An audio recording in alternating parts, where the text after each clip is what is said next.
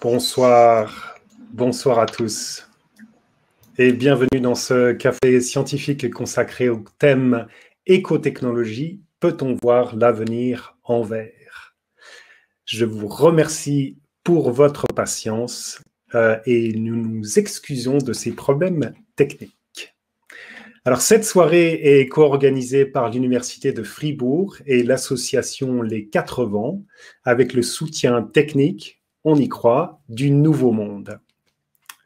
C'est le troisième café scientifique co-organisé par les Quatre Vents.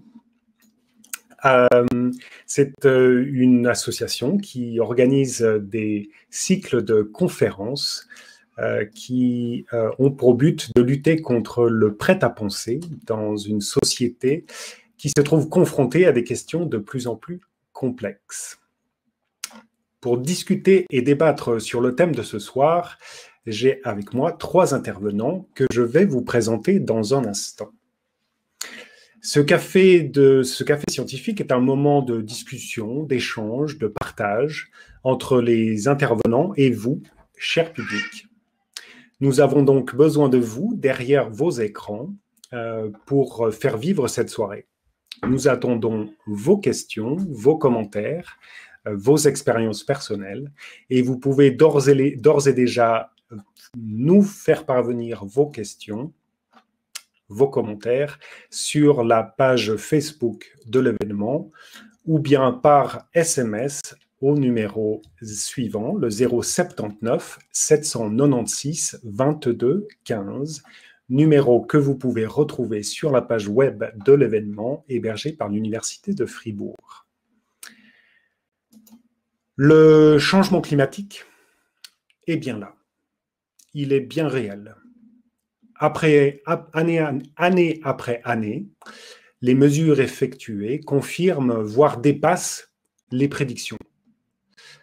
Quelles solutions avons-nous pour faire face aux défis des conséquences du réchauffement climatique?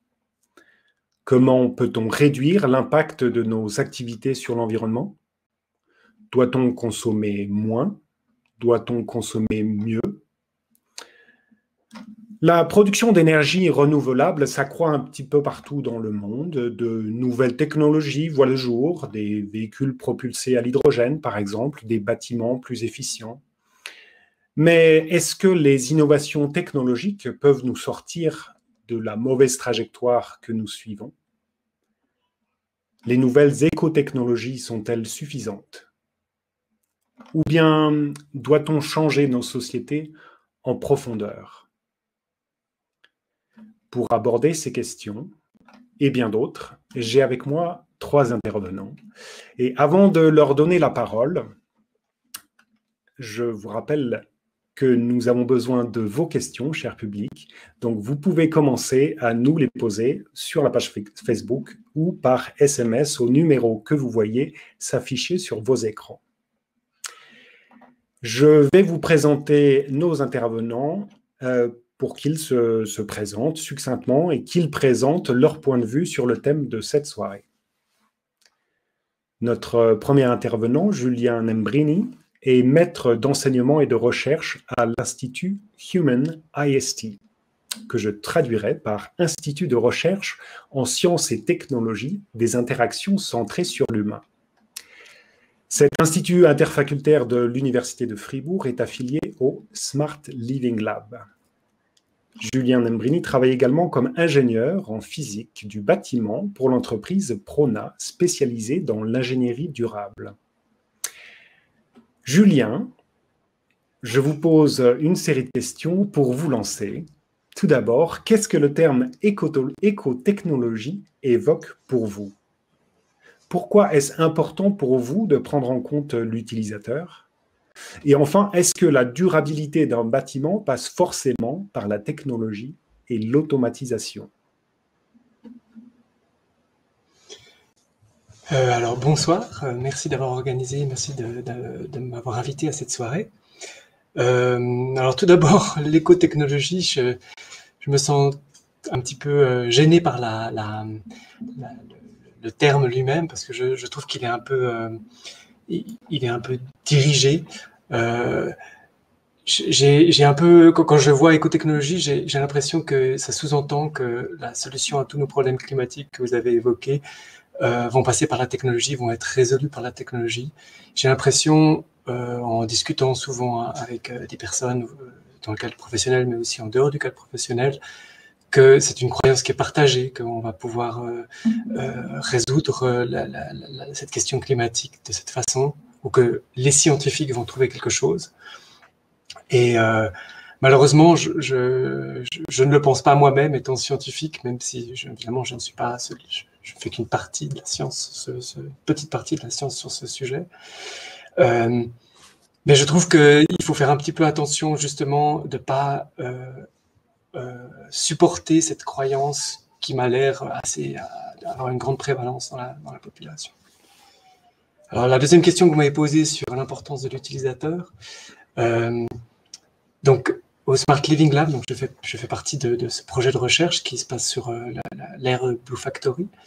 Il y a la question, c'est vraiment de penser à l'habitat du futur. Et dans le cadre de mon activité d'ingénieur dans le bâtiment, je m'aperçois qu'il y a souvent des difficultés avec les bâtiments qu'on va appeler récents, qui sont construits à présent, qui intègrent beaucoup d'automatisation. Alors, je vais prendre un exemple que probablement beaucoup de gens connaissent, qui sont les stores, qui sont automatisés pour plein de raisons différentes, et qui se retrouvent à être pas compris par les personnes qui sont à l'intérieur, et qui vont trouver que finalement c'est mal réglé, ça ne sert à rien, c'est inutile. Et en fait, avec l'approche que nous avons, comme on est centré sur les utilisateurs, on part du principe que l'expérience de l'utilisateur est la bonne expérience, c'est-à-dire c'est eux qui ont raison. Et souvent, dans le contexte de l'ingénierie, c'est plutôt le contraire. Les personnes disent, les ingénieurs vont dire, les utilisateurs doivent s'adapter, ils doivent comprendre, etc. Donc, on pense qu'il y a vraiment un sujet de recherche intéressant à regarder comment les utilisateurs perçoivent les technologies qui sont mises en place, quelles qu'elles soient finalement, quel que soit le niveau technologique qui soit mis en place. Et donc, on développe des recherches, des expériences utilisateurs là-dessus, dans le cadre de la recherche. Pour revenir à la troisième question que vous m'avez posée, est-ce que la durabilité des bâtiments passe par l'automatisation et la technologie? Je pense que il faut réfléchir à ce qu'on dit par technologie. Dans un certain sens, un panneau solaire est lui-même quelque chose de certifié Minergie, on ne pouvait pas ouvrir les fenêtres. Donc il y a encore maintenant des gens qui nous demandent si on fait Minergie, est-ce qu'on peut ouvrir les fenêtres? Alors c'est le cas maintenant parce que Minergie s'est adapté, mais c'était une manière de simplifier le système. C'est-à-dire on dit un bâtiment, on n'ouvre pas les fenêtres, puis comme ça, on sait qu'on peut le calculer, le bilan énergétique du bâtiment. Alors évidemment, ça ne fonctionnait pas avec les utilisateurs qui avaient, eux, envie d'ouvrir des fenêtres. Donc voilà, je crois que j'ai plus ou moins répondu. Je pense que c'est bon que je m'arrête là et qu'on laisse la discussion aux autres personnes. Excellent. Merci, Julien. On me signale un petit problème technique. Alors, j'attends des nouvelles de nos reporters en direct pour savoir si on continue la discussion ou si on fait une pause. Pour l'instant, je crois qu'on est en pause.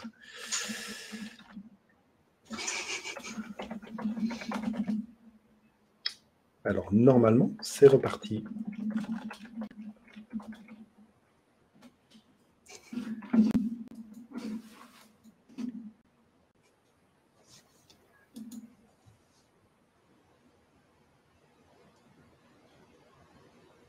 Merci Julien, en tout cas, pour cette première intervention. Bienvenue.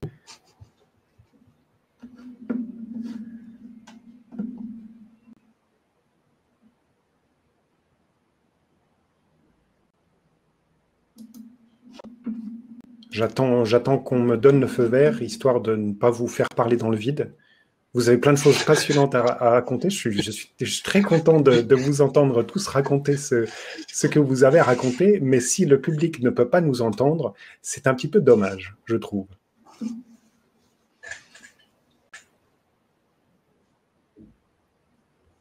C'est en direct. Nous sommes en direct, nous revoilà. Alors, c'est parti. On relance la machine. Merci donc Julien Nembrini pour cette première intervention.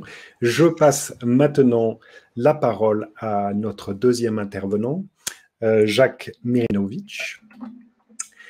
Jacques est le fondateur et co-rédacteur en chef de la Revue Durable, revue qui propose des dossiers approfondis sur l'écologie, la durabilité et la transition, et ce depuis 2002. Jacques Mirinovitch est également fondateur et co-directeur de l'association Artisans de la Transition depuis 2016. Julien, notre premier intervenant, a évoqué les bénéfices des espaces de vie et de travail intelligents et un certain nombre de ces développements technologiques impliquent notamment la collecte de données des utilisateurs. Alors, cette pratique de quantification de nos comportements qui ne se limite absolument pas au bâtiment est aujourd'hui présente dans plein de domaines et affecte plein de technologies.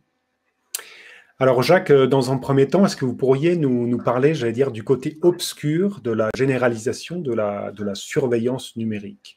Et d'une manière plus générale, quelle place accordez-vous à la question des technologies dans votre travail sur la transition écologique? Alors volontiers, je vais essayer de répondre. Tout d'abord, merci aussi pour l'invitation à évoquer notre travail. C'est toujours une opportunité de pouvoir évoquer ce qu'on fait.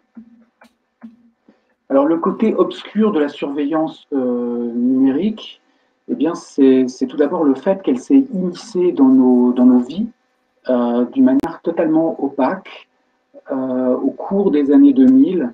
De plus en plus, les utilisateurs d'Internet se sont mis à être traqués, suivis à la trace, sans qu'ils le sachent, sans qu'aucune information ne circule sur cette manière de pister les utilisateurs.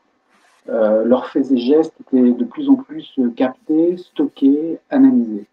Et il a fallu attendre au moins 10 ou 12 années de ces pratiques pour que l'affaire Snowden éclate au grand jour. Et puis, quelques années plus tard, l'affaire Cambridge Analytica, qui a montré ce qu'on avait fait avec ces données pour influencer les élections aux États-Unis, lors des élections de Donald Trump en 2016, et puis lors du référendum sur le Brexit qui a eu lieu au Royaume-Uni. Et en fait, donc, ce ne sont que deux exemples. La surveillance numérique, c'est en fait une violation assez évidente et flagrante de l'intimité des personnes, de leur sphère privée, et avec des effets néfastes dans plusieurs domaines, tous très importants, le domaine de la santé, le domaine de la liberté, de la démocratie, et pour ce qui nous concerne plus particulièrement à la Revue Durable et aux artisans de la transition, toute la question de la durabilité, toute la question de nos impacts écologiques. La surveillance numérique, de plus en plus ubiquitaire, qui n'a cessé de se développer depuis une vingtaine d'années, rend infiniment plus difficile, d'une manière générale, la tâche qui était déjà redoutable d'opérer cette fameuse transition qui est aujourd'hui à l'ordre du jour, tant sur le plan individuel que sur le plan collectif. Elle rend cette tâche de plus en plus difficile parce que fondamentalement, cette surveillance numérique, elle a pour fonction d'inciter les comportements vers, d'une manière générale, plus de consommation, donc vers des surconsommations.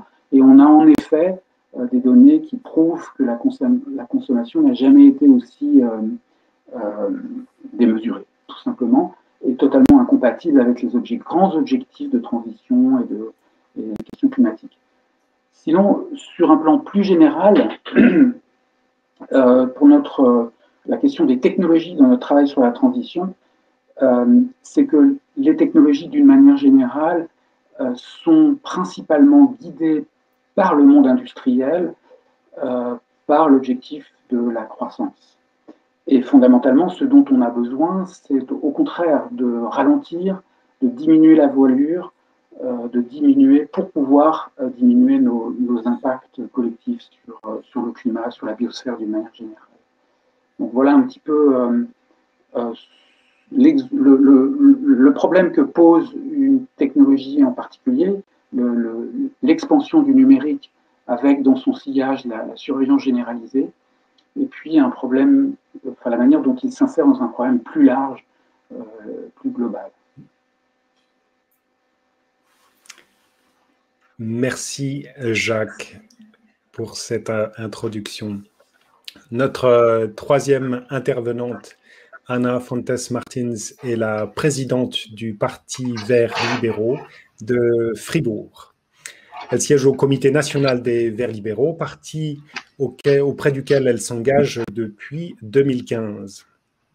En plus de son engagement politique, Anna Fontes Martins suit un master en sciences sociales à l'Université de Fribourg et elle travaille comme assistante sociale en milieu médicalisé au CHUV.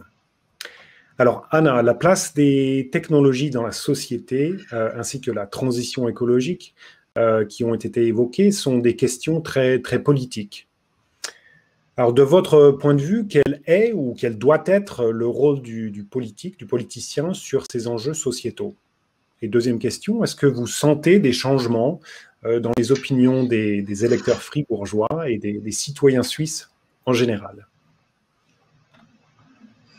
Bonsoir à toutes et à tous. Merci encore pour l'invitation. Ça me fait très plaisir d'être là ce soir. Donc, par rapport à la première question, quel devrait être le rôle des politiciens et politiciennes dans ces enjeux? Alors, je dirais même de manière globale, le rôle des politiciens et politiciennes est de se rendre compte qu'en Suisse, déjà, nous sommes dans une politique de milice. Donc, cela induit qu'on peut avoir un petit peu tous les backgrounds professionnels possibles, ce qui fait que nous ne maîtrisons pas tous les sujets qui sont amenés sur la table. Donc, il s'agit dans un premier temps de se rendre compte qu'on ne maîtrise pas tous les sujets, qu'on ne connaît pas tous les sujets et que partant de ce constat, le devoir premier des politiciens et politiciennes, c'est d'avoir une écoute. Parce que si nous prenons mon exemple, vous m'avez présenté, vous avez dit que je suis en sciences sociales. Je n'ai pas la prétention de dire que je suis calée ou une experte en question de technologie, même s'il s'agit d'un sujet qui m'intéresse. Donc, en tant que politicienne, c'est mon devoir plutôt de vraiment savoir m'informer, de savoir écouter les personnes qui sont réellement sur le terrain, les personnes qui détiennent les informations qui vraiment peuvent guider l'action politique. Il est important aussi pour les politiciens et politiciennes de connaître les valeurs parce que ces valeurs qu'on a vont un petit peu guider notre travail. Et il ne faut pas oublier que nous sommes au service de la population. Depuis 2019, maintenant, nous avons la population qui va dans les rues pour manifester, notamment pour le climat. C'est aussi le devoir de la sphère politique. Donc, je reviens sur l'écoute, c'est le devoir de la sphère politique d'entendre les demandes et les réclamations qu'on a de la part de la population. Voilà, premièrement pour la première question. Par rapport à votre deuxième question, si on sent un changement dans les opinions des électeurs fribourgeois, fribourgeoises ou même suisses, je dirais, alors je ne sais pas, en tout cas personnellement pour forcément les fribourgeois, fribourgeoises, mais comme je l'ai dit avant, depuis 2019, on voit un nombre important des manifestations, surtout de personnes qui sont plutôt notamment de ma génération, qui, je peux le comprendre, ont un mécontentement face aux décisions qui sont prises, face à l'immobilisme parfois qu'on peut voir dans la politique suisse qui, malgré qu'il soit une machine bien organisée, est quand même une machine bien lente pour prendre des décisions. Ces manifestations, il y a eu le Covid, mais je peux imaginer que ça aurait continué de bon train si nous n'avions pas eu l'intervention du Covid récemment. On voit aussi une prise en tout cas par rapport au climat et technologie, l'exemple qui me vient le plus et qui peut s'observer dans les comportements en Suisse chez les citoyens, c'est la question, par exemple, si on prend la voiture électrique, c'est un outil qui apparemment a plu, puisque pour cette année, une augmentation de l'achat de ces véhicules a été observée. Et après à voir pour la suite. Par rapport au niveau politique, on a beaucoup de débats maintenant sur le CO2. Le canton de Fribourg a mis en place un plan climat cantonal fin de l'année dernière. Donc, on sent qu'il y a une machine depuis 2019 où, en termes de mentalité, les choses commencent à venir de plus en plus rapidement. Et qu'on a une volonté nationale d'aller dans ce sens-là. Par rapport à la technologie, ce que j'ai pu observer, notamment dans le plan climat cantonal fribourgeois, c'est qu'il y a très peu, par exemple, d'éléments par rapport à la connectivité, par rapport à la question des utilisateurs, si on prend le smart living. Et ça, on sent peut-être que par rapport à ça, les modes de consommation vont peut-être un peu plus vite, toujours plus vite que la politique et les bases légales. Donc, la politique, malheureusement, a parfois et souvent même un train de retard par rapport aux réalités de ce qui se passe en Suisse et doit toujours en fait s'adapter à ce qui se passe réellement sur le terrain. Donc, voilà. Merci Anna. Alors, on me signale que l'exposé de notre premier intervenant a été sabordé par le streaming. Alors, je vais redonner la parole à Julien Nembrini, qui était notre premier intervenant. Je refais la petite présentation de Julien. Donc, Julien est maître d'enseignement et de recherche à l'université de Fribourg. Julien est également ingénieur en physique du bâtiment. Alors Julien, je vous repose ces quelques petites questions. Dans un premier temps, j'aimerais entendre votre point de vue sur ce que sont les écotechnologies. Voilà, quel est votre point de vue là-dessus? Deuxième question, pourquoi est-ce important pour vous de prendre en compte l'utilisateur? Et enfin, dernier aspect, est-ce que la durabilité d'un bâtiment passe forcément par la technologie et l'automatisation? Julien, je vous redonne la parole. Bon, je vais essayer de ne pas trop me répéter. Alors, par rapport à la première question sur l'écotechnologie, qu'est-ce que sont les écotechnologies? J'avais dit la première fois que j'étais un petit peu, j'avais un petit peu j'étais pas forcément très à l'aise avec le terme écotechnologie parce que ça sous-entendait que la solution à nos problèmes climatiques finalement passait par les technologies. Et donc, moi-même qui s'intéresse à ces technologies, je sais aussi qu'une grande partie de la solution va dans la modification de nos comportements. Mais il y a quand même des technologies qui sont intéressantes. Je l'avais mentionné sur, par exemple, la question des panneaux photovoltaïques. C'est de la technologie, c'est même souvent de la haute technologie, si on veut augmenter la puissance des panneaux. Mais même des matériaux de construction tels le béton de chanvre, ça, c'est aussi une technologie dans un certain sens. Alors, pour la question de l'importance de l'utilisateur, en fait, je travaille aussi comme ingénieur dans le bâtiment, et dans ce cas-là, on s'aperçoit souvent que les bâtiments qui sont mis en service ne fonctionnent pas comme il est prévu. On appelle ça en anglais le performance gap, c'est-à-dire qu'on calcule le bâtiment, il est très vertueux, il reçoit des labels, mais quand il fonctionne, sur le moment, la performance finalement n'est pas du tout celle qui était prévue. Ça peut être vraiment jusqu'à 50, voire plus que 50% de consommation en plus. Et dans ce cas-là, ce qui arrive souvent, c'est que c'est l'utilisateur qui est mis en cause. Et souvent parce qu'il ouvre les fenêtres quand il ne devrait pas, par exemple la nuit, parce qu'il aime dormir avec la fenêtre ouverte ou des choses comme ça. Et en plus, on remarque que des fois, les personnes qui utilisent le bâtiment sont gênées par une certaine automatisation. L'exemple que j'avais pris, que je vais répéter, c'est les stores qui descendent de manière un peu bizarre. Par exemple, quand le vent se lève, il y a des raisons pour lesquelles on monte les stores, mais ça peut être une situation où il y a beaucoup de soleil, et c'est très très peu compréhensible de la part des utilisateurs qui finalement peuvent même aller jusqu'à saboter le système parce que le système lui-même les gêne. dans leur utilisation du bâtiment. Donc nous, on s'intéresse en fait à aller regarder le point de vue de l'utilisateur dans ce contexte du bâtiment qui a, je dirais presque malheureusement, qui tend à être de plus en plus automatisé pour des raisons qui sont liées justement à des questions normatives et à des questions qu'il est toujours, et à la raison qu'il est toujours plus facile de considérer le système bâtiment comme un système clos dans lequel on va faire rentrer des utilisateurs de temps en temps. Les utilisateurs ne sont pas partie prenante du système, sauf pour la chaleur qu'ils dégagent, les ordinateurs qu'ils utilisent et l'air qu'ils respirent. Mais par contre, leurs actions elles-mêmes ne sont pas prises en compte. Donc on a tendance à mettre en place des automatisations alors qu'on pourrait utiliser la bienveillance des utilisateurs par rapport au fonctionnement du bâtiment. Et même souvent, les utilisateurs sont très intéressés à participer. Et en plus, ils tombent généralement peu en panne, contrairement aux moteurs qui sont mis en place et aux capteurs qui sont mis en place.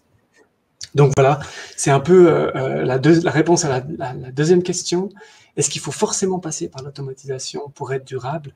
Et je pense qu'il y a un équilibre à trouver entre les technologies qui nous permettent effectivement d'économiser de l'énergie ou d'en produire et les technologies qui, à mon avis, mon humble avis en tant qu'ingénieur et chercheur, ne sont pas durables, tout simplement pas durables. Et peut-être j'ajouterai encore une chose, c'est que actuellement, finalement, on va tendre à optimiser au maximum les bâtiments pour des questions énergétiques. Donc souvent, en ce moment, on optimise par rapport au chauffage. Et si on prend en compte le changement climatique, il est possible, il est même tout à fait probable que tous ces bâtiments optimisés qu'on met sur le marché maintenant vont devenir des bâtiments qui sont très problématiques quand il y aura des vagues de chaleur. Et ça, c'est quelque chose qui est très peu pris en compte justement par la politique, parce qu'on a déjà mis du temps à prendre en compte le fait qu'il fallait avoir une action sur les bâtiments, parce que c'est un grand contributeur de CO2. Et on va avoir du mal à revenir en arrière et à prendre en compte en fait la complexité du problème. Merci Julien pour cette deuxième introduction. Donc, alors, c'est bientôt à vous, public, de prendre la parole. Je vais me faire votre voix, je vais relayer vos questions. Alors, nous sommes prêts à recevoir vos commentaires, vos questions, vos expériences personnelles. Vous pouvez les partager sur le site Facebook de l'événement.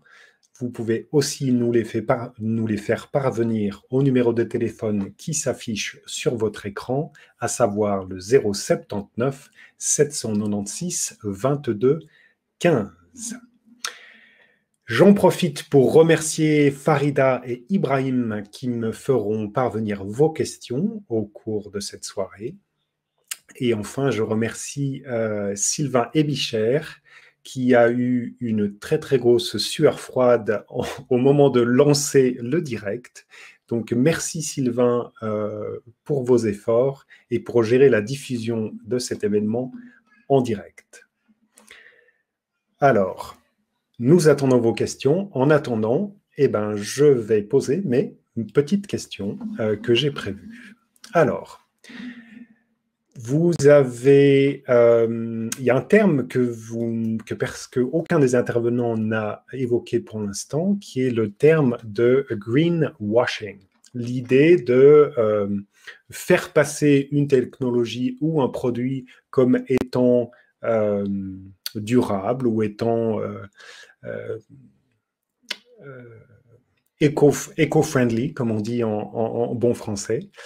Et donc, c'est une pratique qui se répand. On voit ça dans plein de domaines. Ça peut être juste un produit dont on va changer l'emballage pour lui donner une teinte un petit peu verte ou changer juste un nom d'un produit, sachant que le contenu même du produit ne changera pas.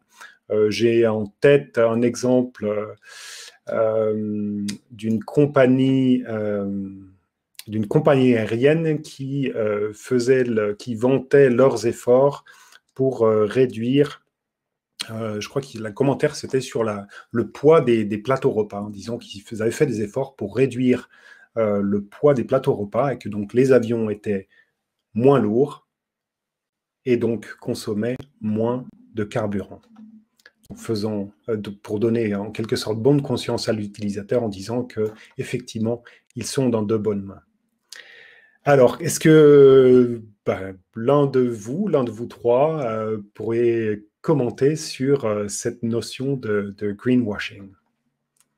Je passe le micro à Jacques. Mais, disons, moi, la réaction que j'ai immédiatement à entendre cet exemple tout à fait drôle, s'il n'était pas tragique, c'est que si les industriels utilisent ce genre de communication, c'est donc qu'ils pensent que ça va marcher, et probablement ça marche très largement. Récemment, j'étais dans un hôtel, et puis il y avait cette fameuse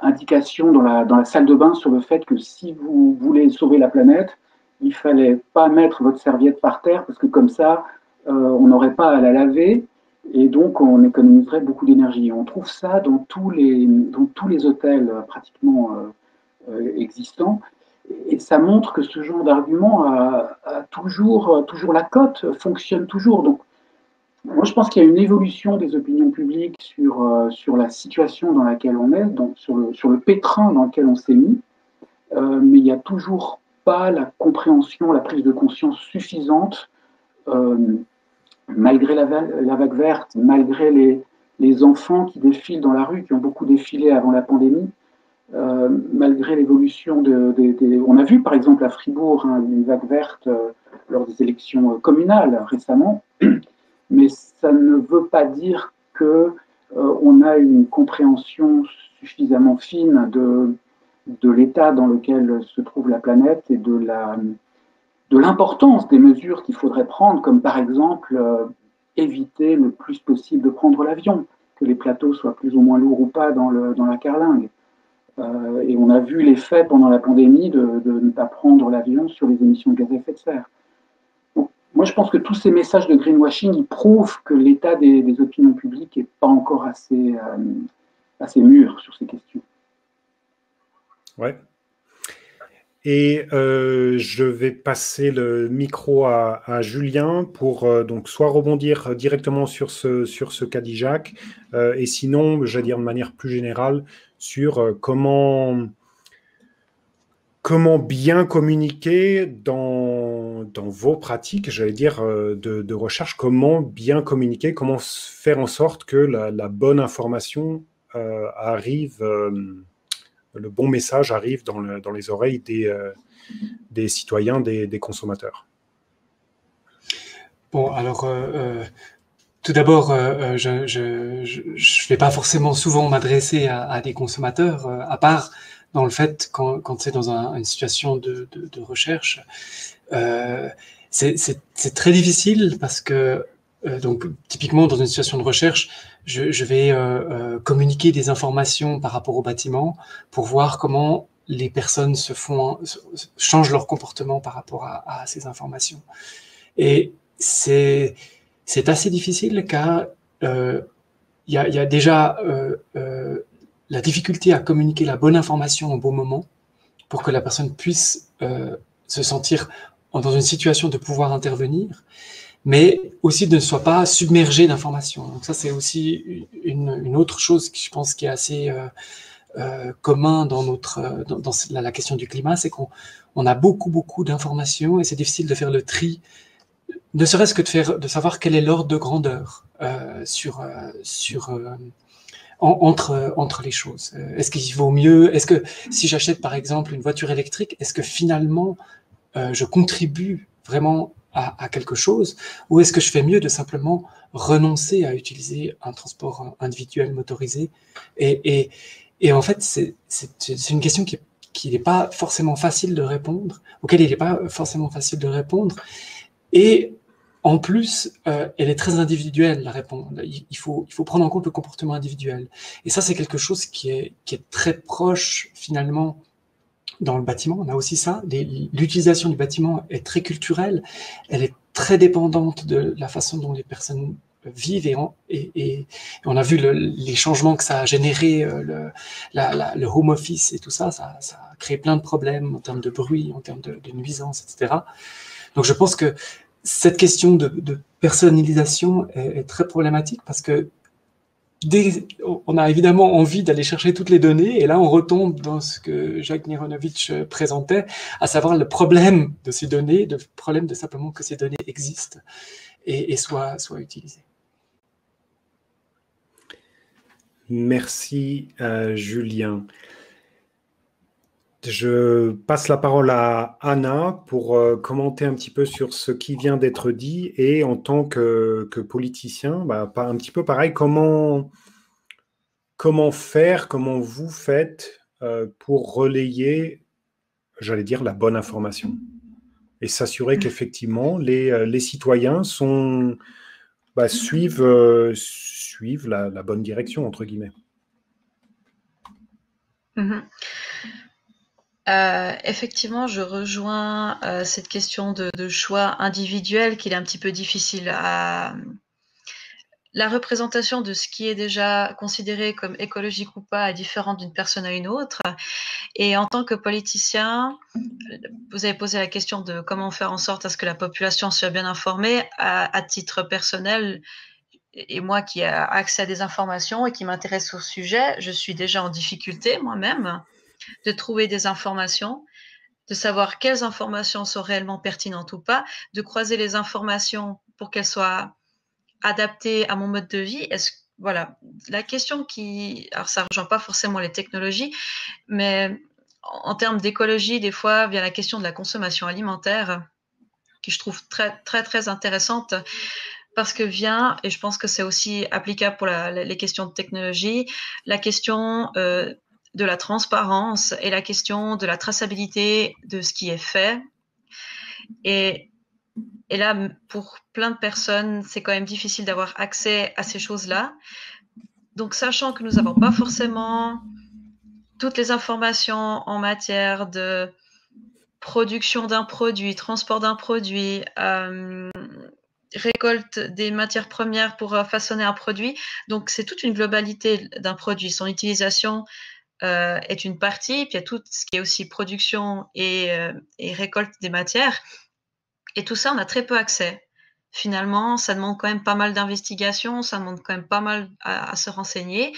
Et on peut comprendre que les gens, les citoyens, citoyennes sont mis en difficulté face à ça. On peut comprendre que tout le monde n'ait pas l'énergie ni le temps à investir par rapport à ça. Et je trouve que notre rôle actuel, c'est d'essayer de faciliter l'accès à ces informations pour que les gens fassent déjà, premièrement en termes de choix, fassent des choix tout à fait éclairés et tout à fait en adéquation avec des informations pertinentes et pas simplement sur une perception. Et cette question de greenwashing se base beaucoup sur la perception d'un produit, et qui, si on va lire un petit peu en détail, n'est pas aussi green que ce qu'on veut nous vendre. Donc, la question de l'information est, à mon sens, centrale pour beaucoup de choses. Et c'est une grande difficulté, je trouve, pour tout le monde, en fait, pas uniquement pour les personnes qui ne sont pas en politique. Pour les politiciens et politiciennes, c'est aussi une difficulté. C'est aussi une difficulté pour moi. Et je pense que c'est à nous d'essayer de mettre en place les moyens pour que cette traçabilité puisse se faire, à nous de mettre les moyens pour que les gens puissent avoir un accès facilité aux informations. Merci, je vais vous renvoyer la balle, Anna, avec une question de Pedro sur Facebook qui nous dit... donc, le greenwashing omniprésent indique qu'une grande partie des acteurs économiques ne veut pas changer de paradigme, et de tels comportements risquent d'induire en erreur la population en lui faisant croire que la situation est sous contrôle alors que ce n'est pas le cas. Est-ce que le rôle des politiciens ne serait pas donc également de s'informer de manière approfondie sur ces sujets, de manière à proposer des programmes cohérents avec l'accord de Paris, plutôt que de simplement essayer de satisfaire les électeurs en sachant pertinemment que les objectifs climatiques ne seront pas atteints. Je rajoute un petit commentaire pour le coup qui est personnel, c'est en tant que politicien, comment peut-on forcer la main des acteurs économiques puissants?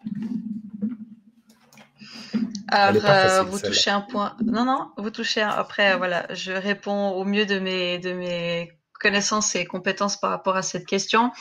Mais la première difficulté par rapport à ça est la question de la mondialisation qui fait que si nous mettons une base légale en Suisse, c'est à voir si cette base légale a une influence ou pas de manière globale sur des grands groupes financiers, par exemple.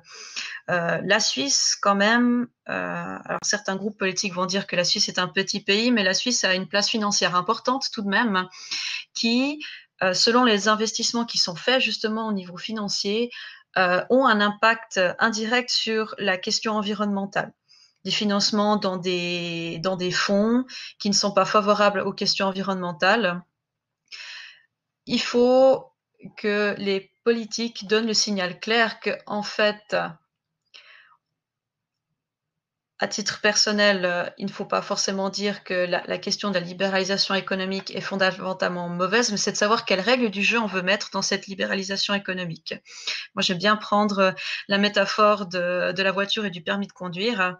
C'est pas parce que vous avez le permis de conduire que vous avez le droit de rouler sur le trottoir. Il y a des règles de circulation.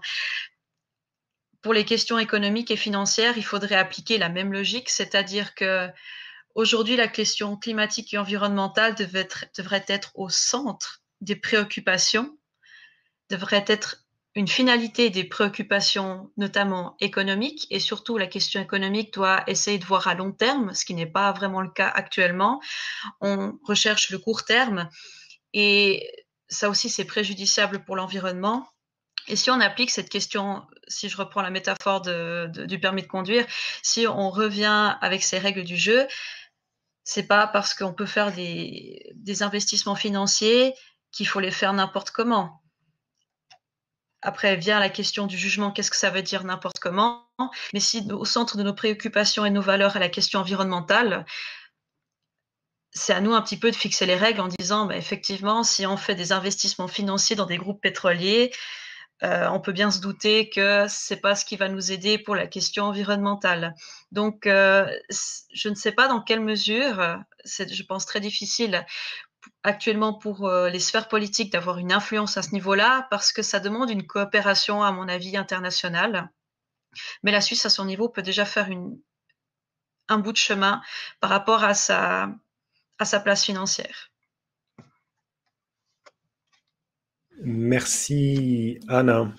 Je vais passer le micro à Jacques pour répondre à cette question de Esti qui vient de Facebook. Est-ce que le libéralisme et l'écologie peuvent-ils vraiment aller de pair? Quel est votre point de vue, Jacques, sur la question? Moi, je pense fondamentalement que ce qui nous rend la situation extrêmement compliquée, difficile, c'est un manque de compréhension générale de la situation. Alors pourquoi? Quels sont les blocages? Qu'est-ce qui fait qu'on n'y arrive pas? Pourquoi l'information qui circule, l'information dominante, c'est pas celle-là? Moi, j'ai pas la réponse, mais je crois que le libéralisme, il pourrait tout à fait s'adapter à une volonté de prendre sérieusement en compte la question écologique de manière générale et la contrainte climatique d'une manière générale. Moi, je me sens très libre. Par exemple, je n'ai pas de voiture, mais c'est un acte de liberté de ne pas avoir de voiture. Et en Suisse, quand on habite en ville, c'est extrêmement faisable. Enfin, c'est pas du tout un sacrifice. Au contraire, c'est très agréable. J'ai jamais de problème pour me garer. Je n'ai pas de garage d'ailleurs. Donc, j'ai toujours un peu l'impression que le cadrage de ces questions n'est pas forcément le bon. Maintenant, c'est vraiment pour moi le mystère qu'on creuse dans la revue durable et dans les artisans de la transition, c'est plutôt celui-là. Qu'est-ce qu'on peut faire pour augmenter cette prise au-delà de la prise de conscience, cette compréhension qu'on n'est pas du tout dans les clous actuellement de l'accord de Paris, que c'est très grave, que si on dépasse 2 degrés Celsius, l'avenir sera vraiment sombre. Or, on peut toujours le prendre en compte. Et c'est pour ça que moi, je regarde avec beaucoup d'intérêt les mouvements des jeunes, parce qu'ils ont fait bouger les lignes. Mais par-dessus, on a eu la pandémie. Et j'espère que le voile de cette pandémie va se lever et que ces mouvements vont pouvoir reprendre et réimpulser des secousses pour ébranler encore plus le politique. Donc, ça ne répond pas exactement à la question d'Esti, mais c'est comme ça que moi, je pose le problème dans sa généralité. Ouais. Jacques, vous parlez donc de transition et dans le vocabulaire qui est associé à la transition écologique, on parle souvent de changement en profondeur, voilà, il y a beaucoup de choses à changer. Et je mettrais ça un petit peu en parallèle à des notions qui ont été évoquées par Julien, qui est l'idée de la culture et des habitudes. Les cultures et les habitudes des individus sont difficiles à changer. Et donc, quelle réflexion vous avez justement pour faire en sorte que les changements qui sont nécessaires, j'allais dire, se fassent le plus rapidement possible? Pas la réponse, mais ce qu'on fait depuis 20 ans dans la Revue Durable et qu'on continue de faire, c'est mettre en avant les meilleurs exemples. Donc, pour revenir sur le sujet des écotechnologies, le problème, c'est la manière dont on s'organise, dont on réorganise l'économie, dont on relocalise une partie de l'économie. Le problème, c'est beaucoup plus la manière dont on se réorganise collectivement. Donc, par exemple, aux artisans de la transition, on travaille, l'un de nos secteurs privilégiés d'action, c'est le système alimentaire. Et là, il y a tout un tas de technologies qui sont développées par le système industriel, par exemple, parce qu'il faut manger moins de viande. Alors, que font les industriels? Ils font de la viande synthétique. Et notamment, les entreprises qui sont actives dans la recherche de viande synthétique sont souvent des entreprises qui sont financées par les grands acteurs du numérique. Et donc là, on voit bien qu'il y a une espèce de cohérence dans les réponses que les acteurs dominants cherchent à apporter aux défis écologiques. Or, qu'est-ce qu'il faudrait faire de notre point de vue? C'est reconstruire les circuits courts, les circuits alimentaires courts qui ont été démantelés. Et là, il y a un foisonnement de création de circuits courts qui ont lieu, y compris en Suisse, où on voit la vente directe, on voit les paysans faire de plus en plus de transformations, fromage, viande, produits laitiers, etc. Mais ce n'est pas encore à la bonne échelle. Et il y a un exemple qui, de notre point de vue, est à la bonne échelle. En Suisse, c'est à Meyrin. Ce sont les vergers. Et il y a un projet, un plan alimentaire à l'échelle d'un quartier entier pour nourrir 3000 habitants en reconstituant des chaînes alimentaires collectives. C'est-à-dire, c'est plusieurs paysans, c'est plusieurs artisans transformateurs, c'est un supermarché paysan participatif avec des centaines de coopérateurs, donc consommateurs-mangeurs. Ce sont des restaurateurs, c'est, on l'espère, la commune qui a inscrit ce plan alimentaire dans son programme de législature et qui, on l'espère, va l'appliquer, parce que c'est le programme de législature qui vient de commencer. Et là, on commence à être à la bonne échelle. Et les innovations, là, c'est pas la viande synthétique, c'est plutôt des choses comme l'abattage à la ferme dans des conditions les plus j'allais dire, humaines possibles pour les animaux, pour lutter contre ces grandes industries avec des milliers de vaches. Donc voilà, c'est le type d'innovation qu'on cherche à promouvoir pour montrer que c'est possible, pour montrer qu'il y a de plus en plus de gens qui croient que c'est vraiment la direction à prendre et que c'est crédible, que c'est une vraie alternative à laquelle on peut participer, à laquelle les communes peuvent participer, à laquelle les élus dans les communes peuvent participer via, par exemple, la restauration collective. Donc là, c'est un exemple sur lequel on travaille, mais c'est comme ça que j'aborderai la question très difficile que vous posez. Ouais. Merci Jacques. J'ai une question pour Julien. Donc Julien, vous avez évoqué l'idée que les bâtiments actuels auront des problèmes avec les températures qui augmentent. Et donc notre auditeur voudrait en savoir un petit peu plus. Et j'en profite pour rajouter un petit commentaire qui est personnel pour le coup. C'est finalement le changement climatique s'accélère et les changements ont lieu à des échelles de temps de plus en plus courtes.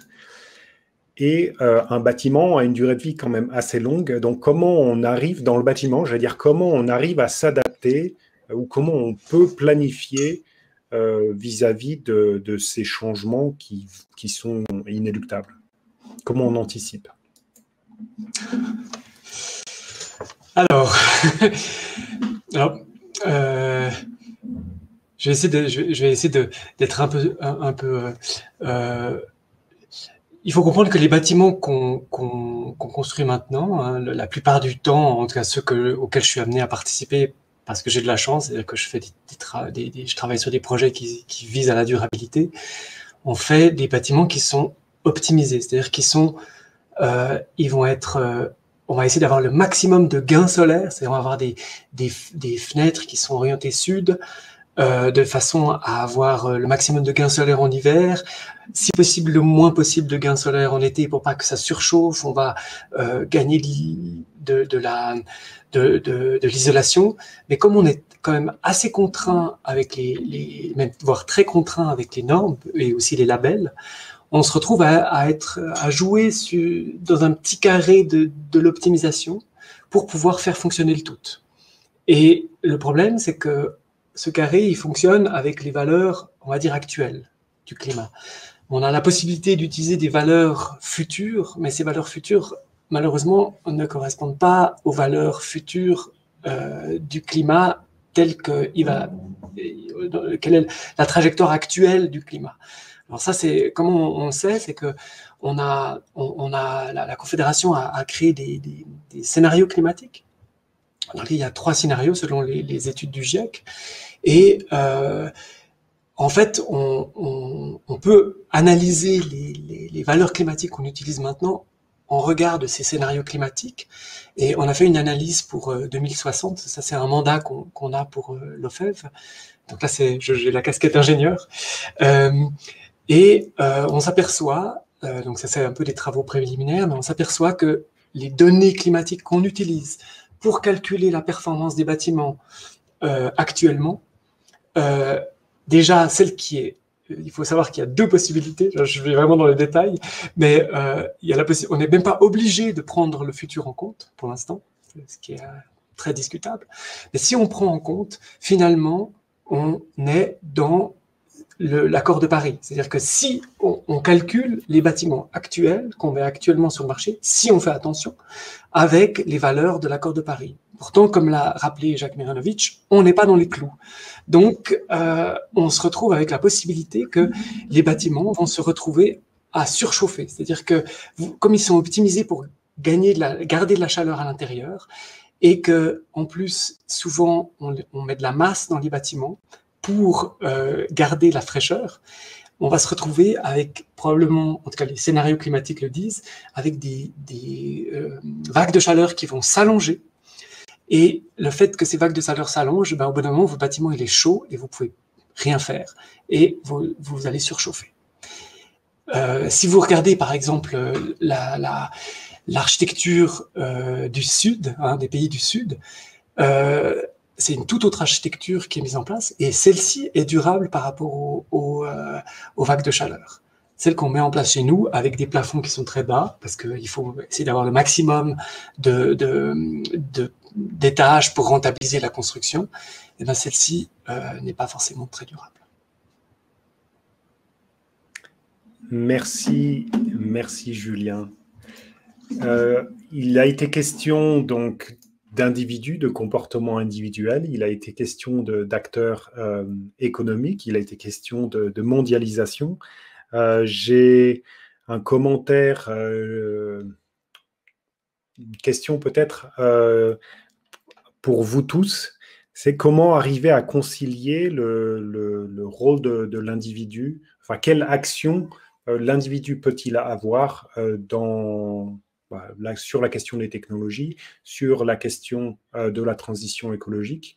Donc, quel rôle donner à l'individu par rapport au rôle que doivent jouer les acteurs qui sont nationaux et internationaux.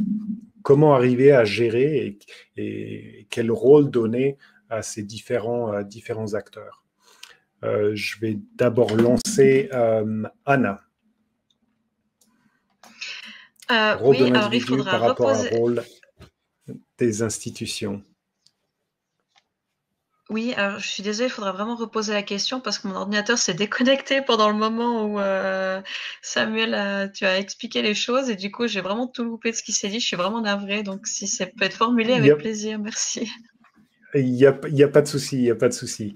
Donc la question c'était, donc on a parlé de l'individu, des comportements des individus à un moment de la soirée. On a aussi parlé d'acteurs nationaux et internationaux. Et la question c'est comment arriver à trouver le juste équilibre entre le comportement des individus et le comportement des acteurs nationaux et internationaux.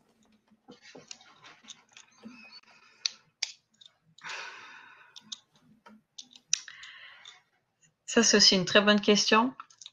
Je pense qu'il y a un petit peu des deux. Il y a des impacts dans les deux sens. C'est-à-dire que là, on sent qu'au point de vue au niveau mondial, il y a cette prise de conscience qui s'est faite, comme a dit Jacques. Il a bien expliqué que maintenant, la difficulté est dans la réelle compréhension de la complexité de la situation dans laquelle nous sommes. Et là, la population peut faire un bout. L'industrie doit faire un autre bout. La question de la proportion est très complexe, je trouve. De mon expérience et en constat par rapport aux évolutions politiques, il est très difficile, avec des nouvelles propositions, parfois de faire accepter des changements, des fois, à la population. Même s'il s'agit de changements en lien avec la question écologique. Le meilleur exemple, à mon sens, c'est celui de parcs éoliens. Quand il y a des projets de mise en place de parcs éoliens, le canton de Fribourg, il y a quelques exemples aussi, pratiquement à tous les coups, on va avoir des oppositions de citoyens et citoyennes. Pour diverses raisons, notamment le reproche qui est fait par rapport à la préservation du paysage. Et ça montre bien que voilà, les personnes ont leur sensibilité et aussi leurs habitudes. Et je pense que premièrement, avant d'amener des projets en termes de politique, si on parle des consommations et des mouvements des citoyens, il faut accompagner les personnes dans ces changements. Et ça, il y a aussi un équilibre à trouver, parce que si nous arrivons avec des changements trop brusques, il va y avoir, je pense, une contre-réaction des individus, parce que voilà, en chamboulant du jour au lendemain les habitudes des personnes, ça demande beaucoup d'efforts d'adaptation et automatiquement, ou en tout cas facilement, une résistance au changement. Si nous accompagnons de manière progressive, et là on n'a pas vraiment la formule magique pour savoir à quel niveau de progressif il faut aller pour faire avancer les choses, nous avons une meilleure adhésion de la population. Donc voilà, par rapport à la population, il faut aller de manière progressive et surtout que les personnes soient acquises et qu'elles comprennent le sens. Et là, ça revient encore à la question de la réelle compréhension de la complexité de la situation. Si on comprend la complexité, en tout cas un bout de la complexité, on peut comprendre aussi le sens des solutions qui sont proposées, ou en tout cas avoir une meilleure adhésion par rapport à ce qui est proposé. Par rapport à la question de l'industrie, les décisions qui sont prises au niveau industriel dépendent, et surtout pour les grands groupes et pour les grosses entreprises, dépendent finalement de petits groupes de personnes qui ont beaucoup de pouvoir sur beaucoup d'autres, sur leurs employés notamment. Et là, il y a plus je dirais, de négociations à faire, parce que je pense réellement qu'une prise de conscience a été faite chez tout le monde, mais il y a beaucoup de négociations à faire, et là non plus, le levier des politiciens, ça rejoint un petit peu ce que j'ai dit tout à l'heure, si la Suisse est toute seule dans cet élan de vouloir un petit peu mettre des règles différentes aux jeux financiers, ça va avoir une influence, mais qu'un petit bout. Alors que si on a une coopération internationale dans ce sens, ça fonctionnerait mieux. Je pense qu'il y a aussi un travail d'éducation, en tout cas un travail de conscientisation qui peut être fait avec les sphères financières et industrielles, en montrant l'impact positif, parce qu'on parle des impacts négatifs, mais on peut aussi parler des aspects positifs, et ça a déjà été nommé aussi ce soir, qu'il y a des bons exemples qui sont bénéfiques. Il faut faire comprendre à la sphère industrielle et financière qu'en fait, aujourd'hui, si on opère ce changement sur le long terme par rapport aux questions environnementales et climatiques, ça a aussi un bénéfice économique pour ces entreprises, si elles font les bons changements maintenant et les changements intelligents dans le bon sens. Et ça, je pense que ça mérite aussi un certain bout d'éducation, j'imagine, ou un certain bout de compréhension auprès de ces acteurs-là. Merci, Anna. Question pour Jacques, peut-être. Dans la gestion des énergies, donc il y a le développement d'énergies renouvelables, mais finalement, est-ce qu'on ne passe pas d'une extraction d'un type d'énergie à l'extraction d'autres types d'énergie, extraction de ressources qui sont tout aussi limitées? Est-ce que finalement, il ne faudrait pas proposer de nouveaux imaginaires de vie pour prendre en compte la contrainte, l'idée que les ressources sont limitées, plutôt que de planifier l'utilisation d'une énergie plutôt qu'une autre? Oui, je suis plutôt assez d'accord, hein. Mais la première chose, c'est de militer, je pense, pour les économies d'énergie. Pas seulement via l'efficience, hein, mais via les comportements et plus encore les choix dans son mode de vie, notamment pour ses loisirs. Effectivement, par exemple, la voiture électrique risque de poser d'autres problèmes d'accès aux ressources par rapport à la voiture à moteur à combustion. Donc, je pense qu'effectivement, je l'ai dit en introduction, il faut qu'on réduise la voilure, il faut qu'on ralentisse.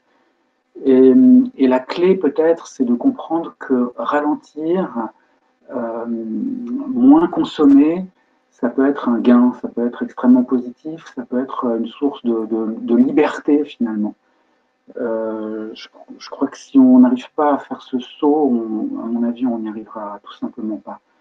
Et puis j'ai quand même envie de répondre très brièvement à la question précédente, hein, sur je pense que les différents niveaux d'action sont complémentaires et on peut s'épanouir en les pratiquant tous. Donc c'est important de diminuer son empreinte carbone personnelle. Et les artisans de la transition proposent une méthode qui s'appelle les conversations carbone, où on apprend à comprendre quelles sont les sources de son empreinte personnelle, les principaux secteurs. Il y en a 4, c'est très simple, c'est le logement, la mobilité, l'alimentation et la consommation d'une manière générale. Et dans ces 4 secteurs, on a une certaine marge de manœuvre. On a une marge de manœuvre souvent parce que les blocages sont tout simplement psychologiques, mais ils peuvent être aussi structurels, financiers. Et c'est là où on peut comprendre que l'action individuelle ne suffit pas et qu'il y a des mesures, des conditions cadres pour qu'on puisse faire mieux à l'échelle individuelle. Et donc, c'est aussi important de s'engager dans des projets collectifs, par exemple pour soutenir la constitution de circuits courts à travers une épicerie participative, par exemple.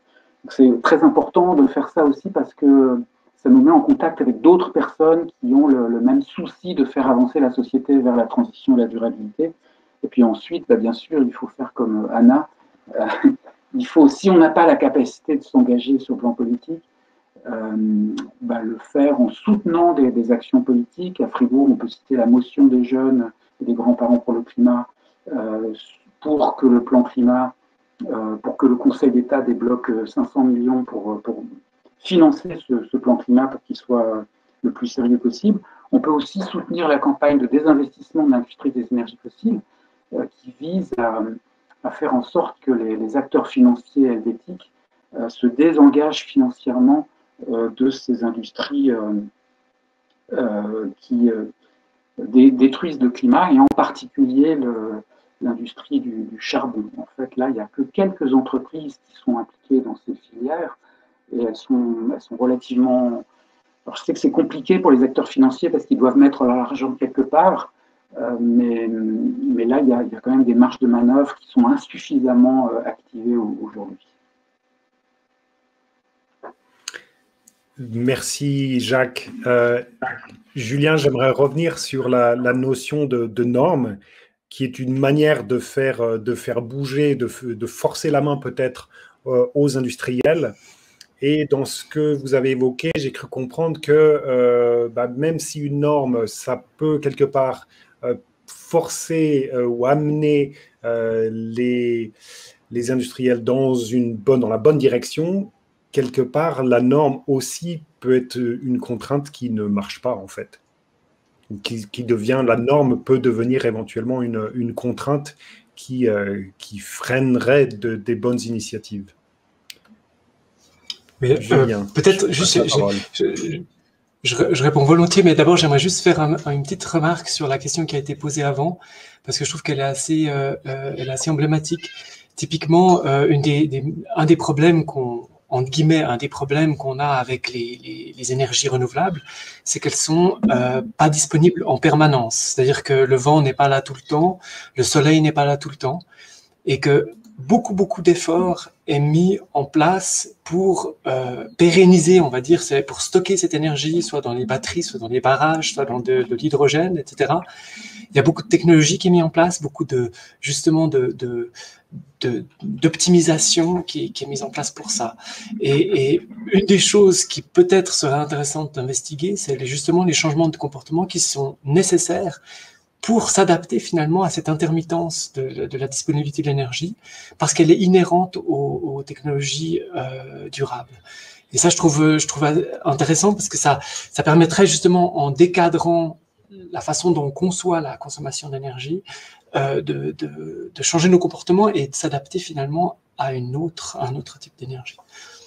Et puis après, pour répondre à la question de la norme, une des choses qu'on remarque en tout cas dans le bâtiment, c'est que la norme ne complique la tâche. C'est-à-dire que quand on a envie d'explorer les choses, on se trouve souvent face à « non, la norme ne dit pas ça », et donc qui dit norme dit aussi responsabilité.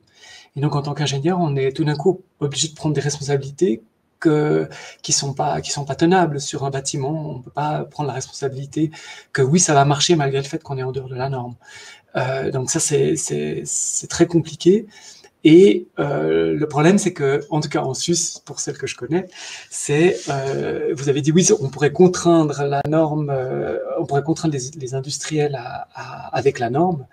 Alors c'est vrai pour certaines situations, par exemple pour les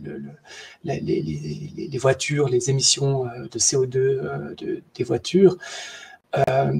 Mais dans le cas, par exemple, du bâtiment, il faut savoir que les industriels du bâtiment sont partie prenante de la rédaction des normes. Donc, forcément, il y a un peu un problème par rapport à ça qu'il s'agit de régler et qu'il s'agit de thématiser et de réfléchir à comment ces normes peuvent effectivement être mises en place pour aller de l'avant. Merci pour ces commentaires. Jacques a évoqué il y a un petit moment la question a évoqué l'implication des jeunes dans le climat. Est-ce que derrière la grande question du climat, de l'utilisation des technologies, est-ce qu'il y a derrière tout ça aussi un conflit de génération peut-être? Et est-ce que les changements de mentalité qui sont nécessaires pour faire face à ces enjeux, est-ce que ces changements, est-ce que miser sur les jeunes, justement, ce ne serait pas la solution?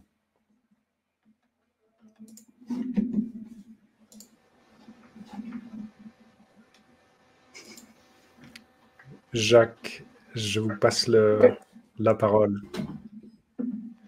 Oui, je crois que je me demande si une des raisons pour lesquelles le mouvement des jeunes est si fort, c'est que eux, ils ne voient pas toutes les difficultés que, par exemple, Julien voit en tant que chercheur ou Anna en tant que politique. Pour eux, il faut juste respecter l'accord de Paris et vite, et c'est tout. Mais du coup, ça leur donne une foi dans le fait que c'est possible, qui est peut-être unique, et c'est très très bien qu'il soit porteur de ce message, qui est aussi un message extrêmement moral. Maintenant, je ne crois pas qu'on puisse compter sur les jeunes, tout simplement parce que c'est pas eux qui sont au poste de responsabilité politique et industrielle et économique aujourd'hui. Donc c'est bien les gens qui sont dans la force de l'âge, dans la force de leur responsabilité aujourd'hui qui doivent bouger. Je pense que ça fait, bon, vous avez vu, j'ai des cheveux blancs, donc ça fait plusieurs décennies que j'entends le fait que c'est aux jeunes, grâce à l'éducation, de nous apporter le changement. Mais voilà, maintenant je suis bien placé pour savoir que ça ne se passe pas comme ça et qu'il y a un moment, il faut que la génération qui est aux manettes prenne ses responsabilités et les assume. Alors, par contre, ce que peuvent faire les jeunes, et là tout le monde peut les aider, c'est à mettre la pression sur aujourd'hui les décideurs. Ouais. Julien, je vous passe la parole. Oui. Alors, moi, je suis tout à fait d'accord avec Jacques. Mais j'aimerais juste rajouter une chose. Je pense, et ça revient finalement à l'automatisation du bâtiment. C'est un avis personnel. Je dois dire, c'est pas soutenu par des recherches et des choses. Donc, je parle juste en nom propre. Mais j'ai l'impression que la question de l'automatisation des bâtiments a un impact sur nos comportements et en partie sur les jeunes, dans le sens que on est de plus en plus habitué à ce que les choses fonctionnent de manière automatique.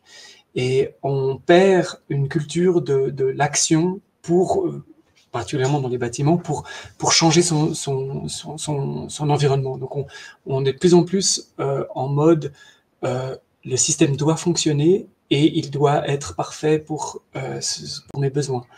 Et je pense que il y a un danger inhérent à ça, que je pourrais tirer des parallèles dans d'autres situations, on va dire, soit technologiques, etc. Mais je ne serais pas pertinent parce que je ne les connais pas assez. Mais dans le cas du bâtiment, c'est très clair. La question de l'automatisation, les gens ne comprennent plus comment ventiler. Je pourrais même dire que moi-même, ma génération, par rapport à la génération de mes parents, a perdu de l'expérience par rapport à la manière dont les bâtiments fonctionnent. Et je pense que ça, c'est quelque chose qui est extrêmement vital de concevoir les bâtiments de façon à ce que les personnes puissent finalement agir elles-mêmes. Bien. Mettre l'humain, remettre les humains en tant qu'acteurs et donner le pouvoir à chacun de prendre ses décisions et d'avoir un impact sur son environnement. Je vais conclure sur ce mot-là. Il y aurait plein d'autres choses à dire. Il y aurait plein de choses à discuter sur les thèmes qui ont été abordés ce soir. Je voudrais remercier nos intervenants, donc Julien Nembrini, Jacques Mirenovic et Anna Fontes-Martins, pour vos idées, partager vos expériences. Et j'aimerais aussi remercier le public qui nous a suivis ce soir malgré les problèmes techniques que nous avons eus en début de soirée. Je remercie encore une fois l'Université de Fribourg et l'association Les Quatre Vents pour l'organisation de cette soirée. Un grand merci à Sylvain Ebischer qui a sué toute la soirée pour assurer la transmission en direct de l'événement. J'ai quelques annonces à faire à propos des cafés scientifiques. Et il y aura un café scientifique le mois prochain qui aura lieu en présentiel au Nouveau Monde. Ce café scientifique aura une capacité limitée de 50 personnes. Donc, inscrivez-vous sur le site des cafés scientifiques hébergés par l'Université de Fribourg. Ce café scientifique aura lieu le 26 mai de 18h à 19h30 sur le thème « Médecine psychédélique, le LSD au service de la psychiatrie ». Autre annonce, le lendemain, le 27 mai, le Science Slam organisé par l'Université de Fribourg aura lieu à la fois en live sur Facebook et sur le site de l'Université de Fribourg. Il y aura également la possibilité de venir assister à l'événement en présentiel sur inscription uniquement. Petite précision, si ce n'était pas clair, à la fois le café scientifique et le Science Slam, l'événement du Science Slam, ont lieu à la fois en présentiel et en ligne. Voilà pour les informations de ce soir. Je vous remercie tous d'avoir animé cette soirée. Au revoir. Merci beaucoup. Merci. Merci.